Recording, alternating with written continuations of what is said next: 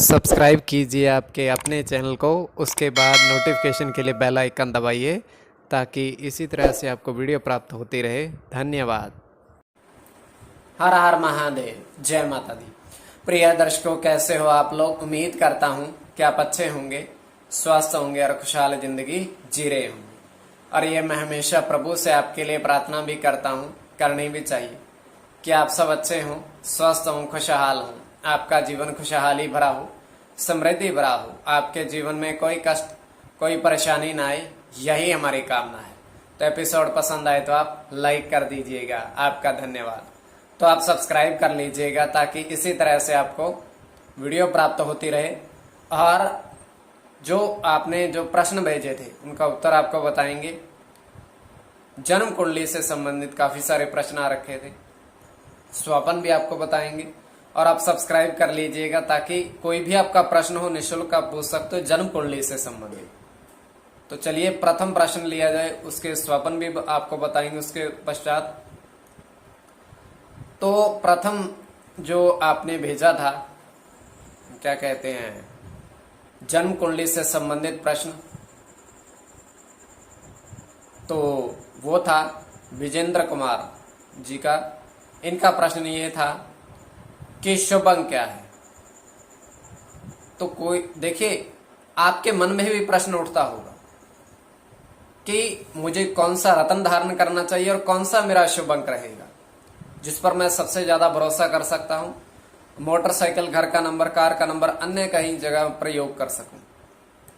तो देखिए, मैं हमेशा कहता हूं जन्म कुंडली विश्लेषण अति आवश्यक है और उसमें पता चलता है कि वर्तमान में जो आज के समय में आपका शुभ अंक क्या है सबसे बेस्ट।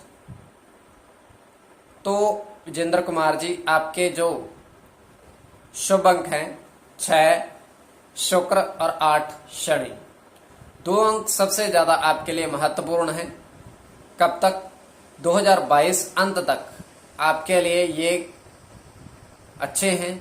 आप इनका प्रयोग घर का नंबर, कार का नंबर और मोबाइल का सिम का नंबर आप ले सको, तो ये आपके लिए शुक्र और शनि ऐसी स्थिति में हैं जो आपको लाभ पहुंचा सकते हैं। तो वो 6 और 8 पर अधिकार रखते हैं, इसलिए आपका शुभ अंक ये दोनों रहेंगे। अब दूसरा प्रश्न ये था, तो पहले भी कई बार प्रश्न इससे संबंधित आ चुका है, रत्न कौन सा धारण करना चाहिए। देखिए, आपने जन्म कुंडली नहीं भेजी है, जन्म कुंडली भेजोगे, जन्म का समय, जन्म का स्थान, तभी हम बता पाएंगे कि वर्तमान में कौन सा रत्न आपको धारण करना चाहिए और आपके लिए फायदेमंद रहेगा। अब अगला प्रश्न ये था नौकरी से संबंधित। तो प्रश्न था सविता कुमारी जी का। तो इनका प्रश्न ये था कि वर्तमान में ये तैयारी कर रहे हैं बैंक में जाने की, उसकी परीक्षा की, और उनकी रुचि बैंक के कार्य में ही है। क्या इन्हें सफलता मिलेगी? जी बिल्कुल मिलेगी। जन्म कुंडली से संबंधित बुध आपका बड़ा अच्छा स्थिति में बैठा हुआ है, प्रथम, और सूर्य की स्थिति भी काफी अच्छी है, कोई चिंता वाली बात नहीं है। तो आपको अप्रैल 2023 तक आपका कार्य सिद्ध होने के योग बनते हैं। बाकी भोले बाबा के हाथ में है, तो ये सिद्ध होने का जो समय है। तो और एक उपाय आप करिएगा, दुर्गा सप्तशती का पाठ, माँ दुर्गा की आराधना निरंतर आप करते रहिएगा, कार्य आपका संपन्न होगा। तो अब हम स्वयं का स्वपन बताते हैं। तो देखिए, स्वपन में देखिए, दिन का स्वपन है, रात्रि का स्वपन, इसमें पहर, नक्षत्र का भी महत्व होता है, कौन सा पहर है, तीसरा पहर है या दूसरा पहर है। तो बड़ा महत्वपूर्ण इसमें पहर का भी, समय का भी, दिन का भी, महीने का भी, सब चीज का महत्व होता है। तो आपका स्वपन क्या कहता है वो आप स्वयं जान सकते हो ऐसे।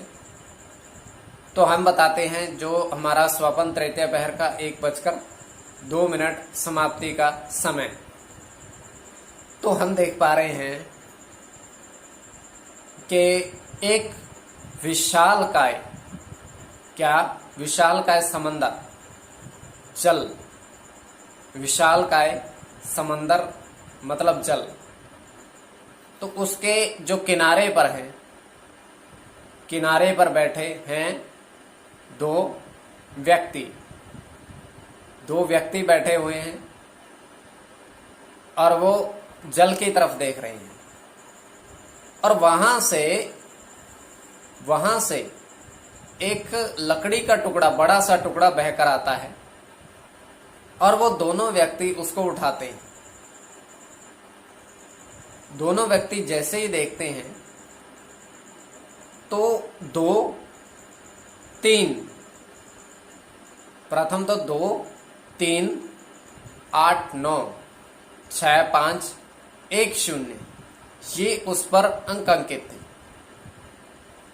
अंकित थे और वो दोनों इसको देख करके फिर से इस पानी में उसको फेंक देते हैं और आपस में बातचीत करते हैं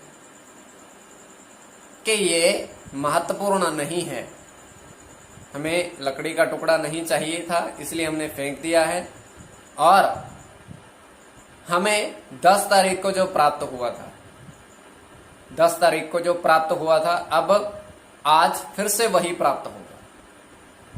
अब ये आपकी दृष्टि, आपके विवेक के ऊपर किस दृष्टि से देख रहे हो, तो आप सब्सक्राइब जरूर कर लीजिएगा ताकि इसी तरह से वीडियो प्राप्त होती रहे। आपका कोई भी प्रश्न हो जन्म कुंडली से संबंधित पूछिएगा। धन्यवाद।